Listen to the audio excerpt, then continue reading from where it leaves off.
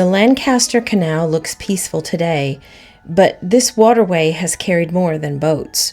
For over 2 centuries, people have told stories of strange figures on towpaths, footsteps on empty bridges, and travelers who have vanished without a trace. Let's take a moment to follow the canal's quieter history, the part written in whispers.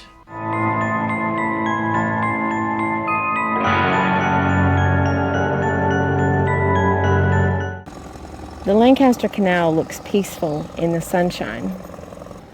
But these towpaths hold some of the oldest ghost stories in the north. Today we're following 2 hauntings. The Spectre on the Parapet on the Lune Aqueduct and the Vanishing Boatman here at Hest Bank. We're Peter and Robin from Locks and Legends. Come with us to see what we can find.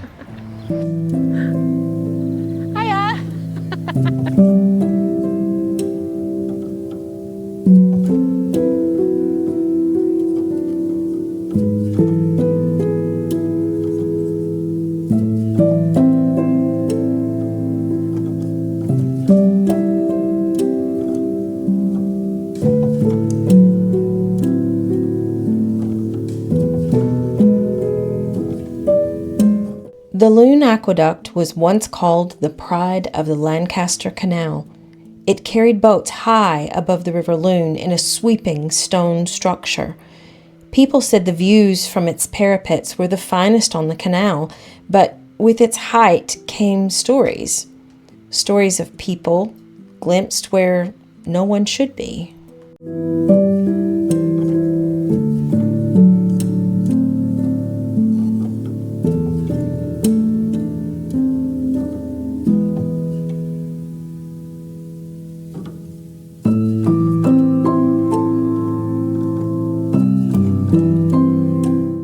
That sign says the Transport Trust. This is a transport heritage site. The Lune Aqueduct is the largest all-masonry aqueduct in Britain, designed by John Rennie and opened in 1797 for the Lancaster Canal navigation.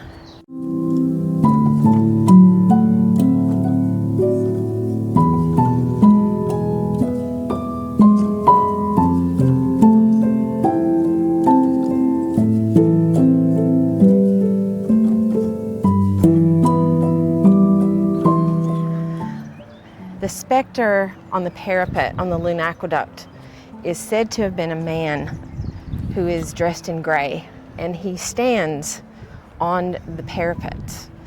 Now, he stands there and he's looking down into the River Lune, and he just steps off into nothing, but there's no sound that's heard.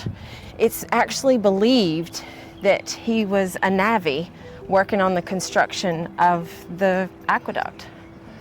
Yeah, the navvies they worked day and night. It was really hasty. They tried to beat the winter flood, and apparently it cost 3 times the estimated initial value. Alexander Stevens was the builder of the aqueduct. And we already know that John Rennie was the engineer, but Alexander Stevens died a year before the aqueduct was actually opened. So maybe the Spectre is Stevens.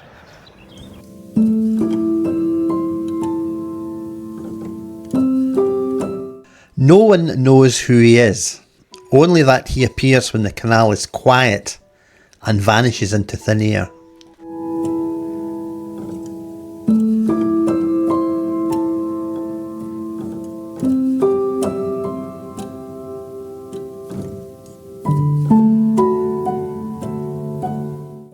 The aqueduct itself was a masterpiece of Rennie's engineering.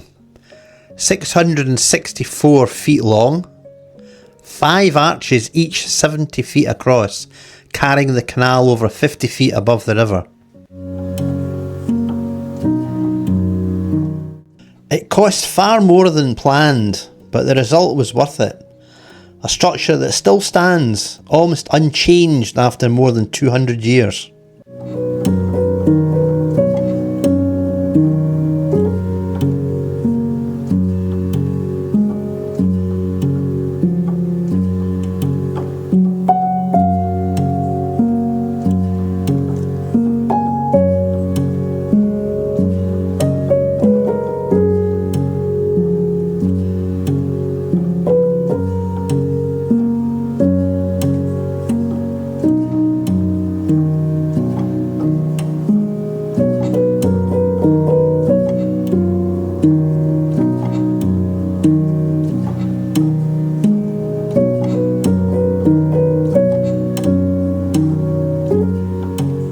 Hest Bank was once a busy stopping point for travelers heading towards the coast.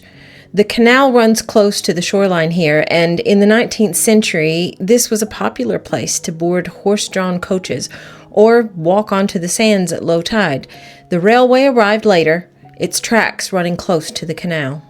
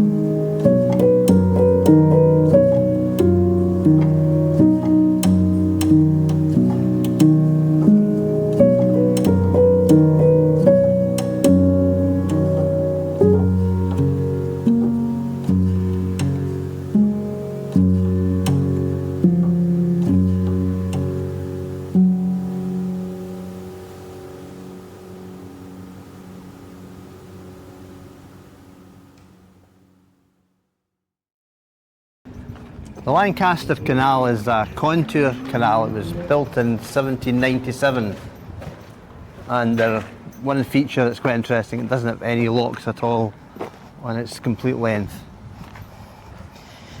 The engineer was John Rennie. John Rennie also was responsible for the K&A, the Kennet Navan Canal. He was born in Scotland in a farming hamlet not far from East Linton. About how far from Edinburgh? About 24 miles, I believe. The canal was originally meant to run from Kendal to West Houghton, but stopped at Preston.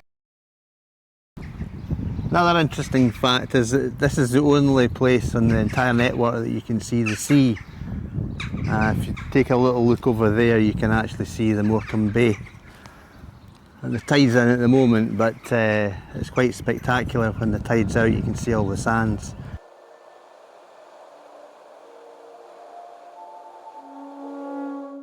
As the canal drifts towards Hest Bank, locals have reported seeing something strange. On misty evenings, just when the light begins to fade and the water turns the colour of pewter, they've seen a man standing motionless on the towpath. He's indistinguishable in the half-light, just a still figure in the mist. But when he's approached, he vanishes. No splash or ripple, just as if he was never there.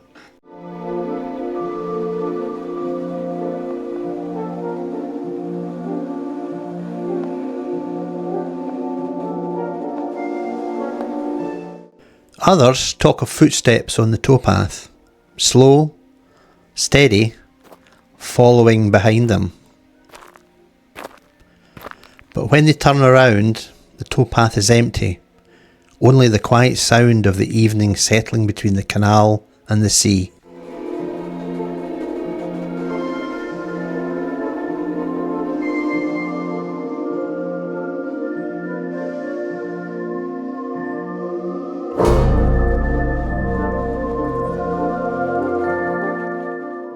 Today, we followed the Lancaster Canal from the heights of the Lune Aqueduct to the quiet waters of Hest Bank, a route shaped by ambition, engineering, and more than a few lingering mysteries.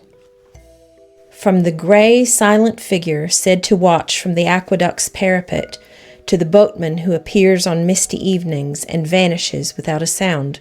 These stories remind us that even the calmest canals hold shadows of the past, and as the light fades, the Lancaster still has secrets left to tell.